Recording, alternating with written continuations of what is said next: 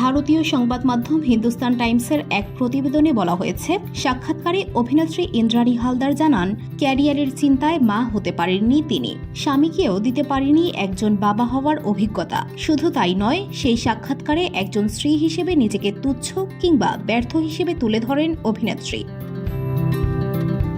ইন্দ্রাণীর কথায়, স্ত্রী হিসেবে নিজেকে শূন্য মার্ক দিতে চাই। আমি বাজে বউ একদম। বরকে রান্না করে ভাত বেড়ে দেই না। বর কলকাতার বাইরে থাকে, এখানে এলে আমি বলতে থাকি, এই আমি ভাত রেখে গেলাম, খেয়ে নিও, আমার দেরি হচ্ছে, আমি গেলাম। আসলে আমি যৌথ পরিবারের মেয়ে, ওই ইচ্ছেটা তো আছে, কিন্তু শুটিং এর চাপে করে উঠতে পারি না। এরপর ইন্দ্রাণী মনে জমে থাকা কষ্ট তুলে ধরেন, বলেন, আরেকটা জিনিস যেটা আমি বলতে পারিনি, যেটা বলতে আমার কোনো আপত্তি নেই, এখনো ভাবলে আফসোস হয়।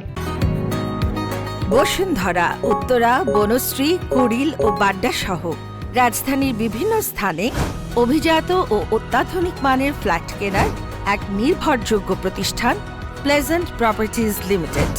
তাই আপনার স্বপ্নের আবাসনের জন্য আজই যোগাযোগ করুন। Pleasant properties limited, where destiny matches eventually.